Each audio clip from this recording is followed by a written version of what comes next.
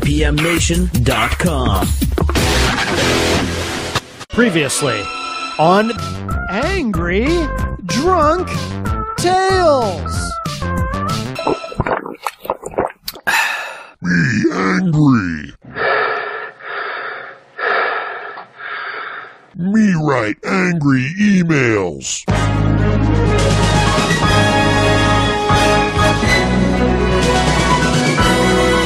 Episode 10. Happy Drunk turns angry, and there's no turning back. Me still angry. Me continue to write long, rambling, drunken emails. Me continue to be angry over incident several weeks ago. Me have emotional intelligence of 5-year-old child. Me bitter and frustrated with myself over being drunken 300-pound tub of shit. Me undiagnosed paranoid schizophrenic. Me mighty faggot. Me write angry emails. Me hate everyone.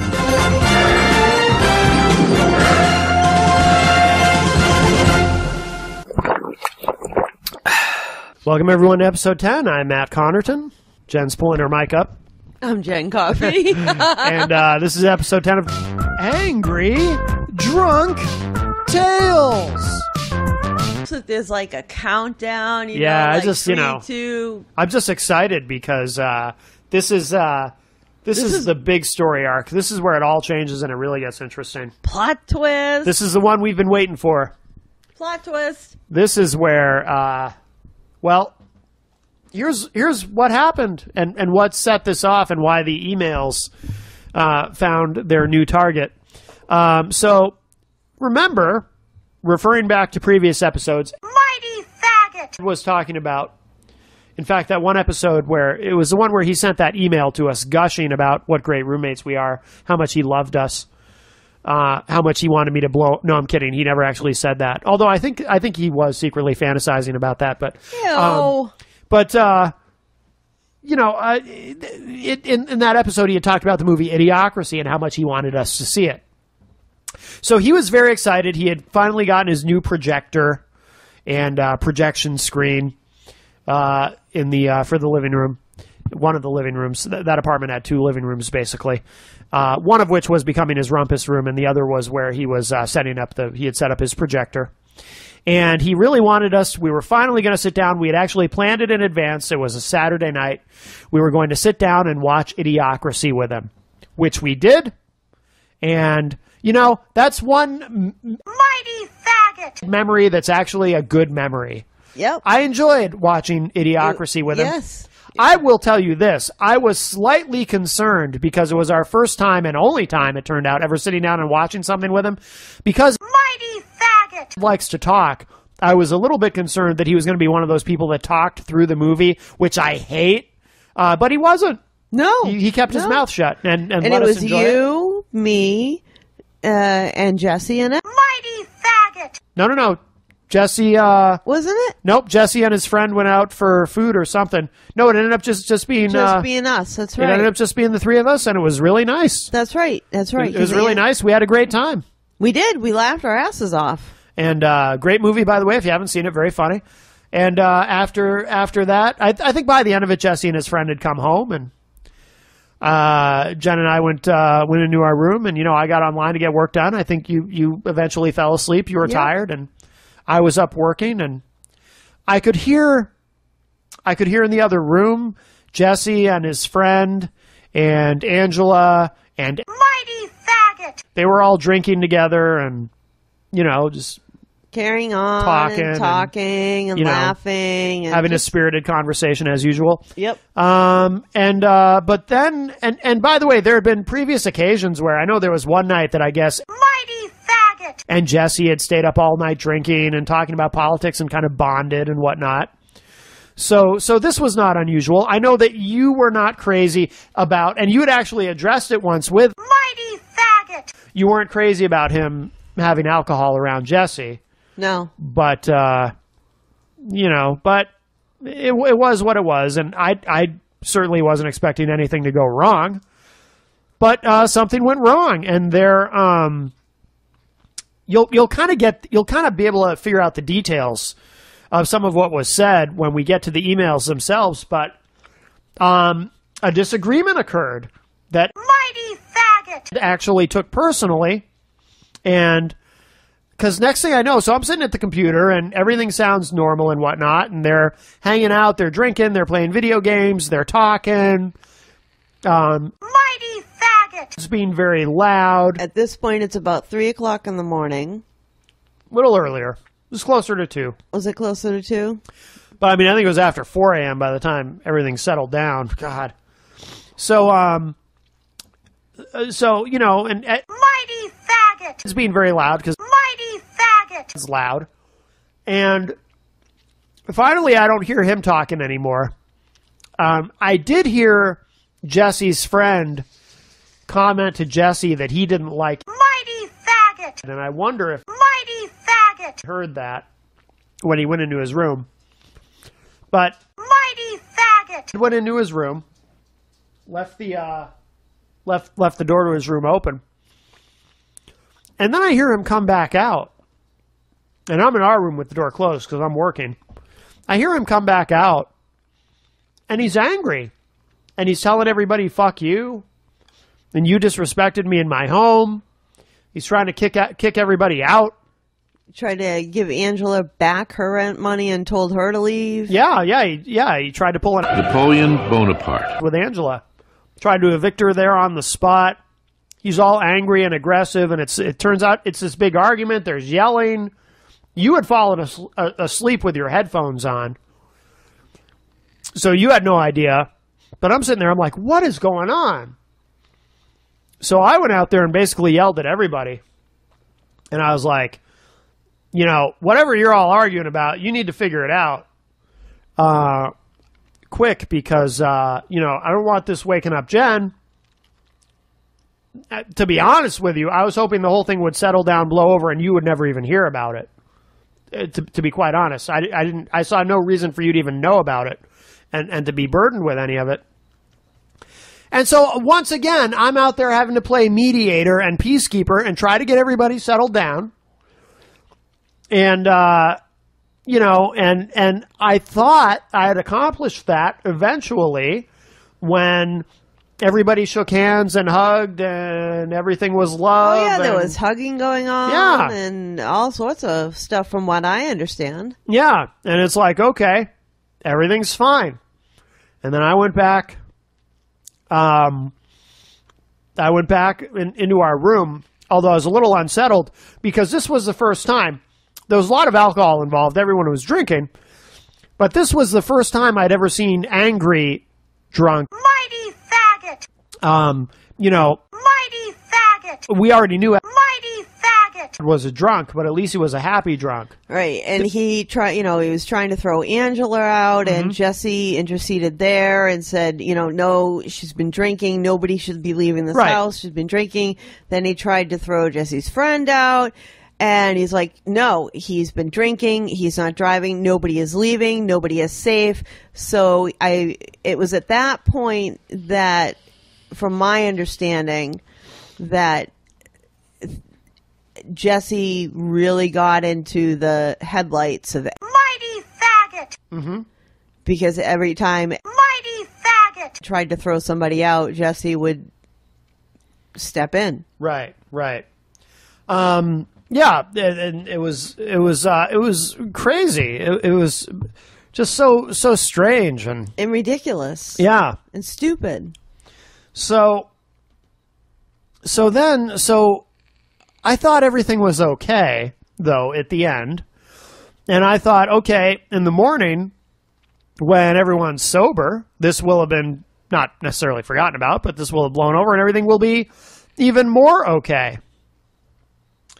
So then So the day seemed to be normal. Yeah. There didn't seem to be anything out of sorts in the day until, unfortunately, I got very sick and had some difficulties breathing. Mm-hmm.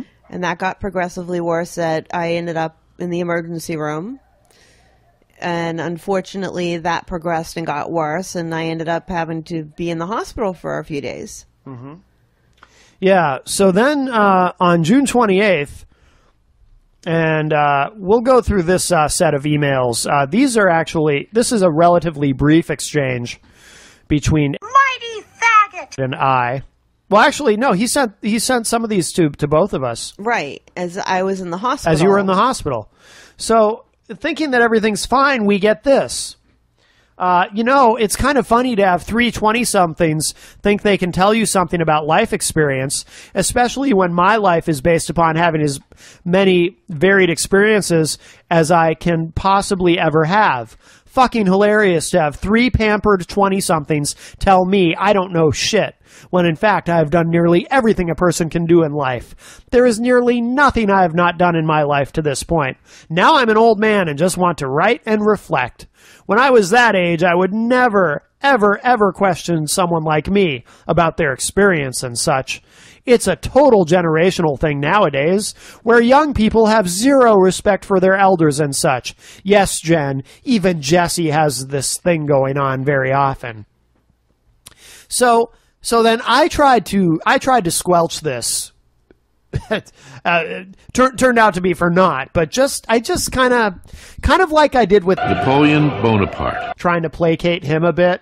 I tried to do that. I tried to use that same strategy with, Mighty faggot! even though I thought I'm in the hospital. I have what's called a power port, which is embedded in me, that had been accessed, and medication going there, and I'm hooked up to all this stuff, reading this email, and I'm in the hospital. Yeah. And I'm literally at this point freaking out. Yeah. So then I wrote back to, Mighty faggot! again, just trying to placate him. I just said, I think you see that in every generation. Granted, I never acted like I knew everything when I was that age either, but I definitely had plenty of friends who did. I don't think it's generational. And by the way, even though I was saying that to just kind of placate him, I actually meant that. I mean, I knew people when I was growing up who acted like they knew everything. I mean, it's not uncommon at that age. So I don't think it's generational. I think it's just normal. Well, and to back it up a little bit, the whole argument started because there was some kind of back and forth between Angela and Mighty faggot! Oh, Jen, I'm sorry. I don't mean to interrupt you, but I have to correct something. This was that night. I'm sorry. This was that same night that these emails went out. This was after I thought everything was okay. Yeah. And so the emails, I thought these were a couple days later. No, this was that night. So these were the things that happened that you were trying to keep from me? This was, because this was after everything happened, after everybody hugged. I'm back in our room online working, and I start getting these emails from Mighty faggot! And then I'm sitting there thinking, shit, I thought everything was fine, but now he's still pissed because he's venting to me about it. And the issue was that somehow Angela had made some kind of a comment about she could take Mighty faggot! in a fight, and Mighty faggot! it was like you couldn't, and then started spouting off statistics. Yeah, it was And this whole then argument there was this over whole sexism. stupid Just thing. Stupid and, stuff. Just a stupid, yeah, drunken Jesse's argument. like, why would you want to beat up on a girl? Yeah. And he's, then there's this whole exchange where he should just be quiet and respect his elders. And, it just blew up into this whole big, drunken, stupid, ridiculous, should not be the end of the world event. Yeah, so these emails are from that night. So that last email I just read, and my response was after everyone hugged and everything, and I'm back in our room, and he's writing this. So then I wrote back my short little thing just saying, I think, that happens, whatever. So then he writes back to both of us, well, right now, the 3 of them are being rude as hell and disrespectful, even Jesse, and I'm not real happy about it. And Jesse's friend acts like he can do anything, basically. I find it all very rude, and I attempted to give Angela her rent money back and ask her to move so I can find an adult to move in. Because this isn't even the first time with her talking to me with absolute disrespect, and I'm a bit tired of it myself. I'm a 45-year-old guy who has been a vagabond, who has been homeless and come back from it, has also at times in his life made 5 times what any of them ever see money-wise in their young, stupid, pitiful lives. A little respect is all I ask for, and what they offer is disdain instead. Yes, it is a generational thing all day long. I was taught to respect others, and to respect experience and such. These young people have zero respect for anything. No offense, Jesse should have asked me before hitching up a video game to the projector. I would have said yes, but I wasn't asked. It's basic etiquette. In this digital age, etiquette means jack shit to these kids. And then he goes on to say, dude, no offense, but I still feel like 3 20-somethings basically disrespected me.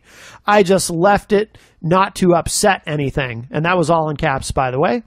And then he writes, one of them even told me that respecting your elders was a stupid idea. And at this point, I wrote back and I just said, I understand. They're good kids, though, and you're a good dude. You know, again, trying to placate him. And then he writes back, and that bothers me, but it's Jen's son, and I hope she slaps him silly for saying such a stupid thing. I grew up to learn from people older than me and respect them. That actually goes against a lot of what I believe. And no offense, an attitude like that does not go a long way in the workplace either. And no offense, you didn't get the real story from any of them. Crocodile tears do not go far with me. And I know crocodile tears pretty good.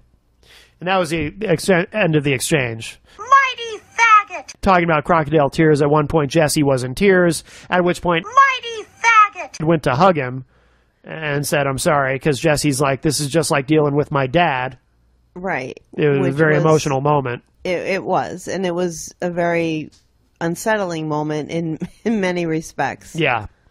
So that was the beginning of this whole chapter, this ongoing saga that even after we've moved out, we continue now after all this time to get emails from Mighty faggot! when drunk about that night and what happened that night. Yes. And it gets very interesting. Those were some short emails, but when we pick this up next week in episode 11, we'll do some dramatic readings of the long, rambling, interesting emails from Mighty faggot! regarding that night and regarding his wishes for us to move out.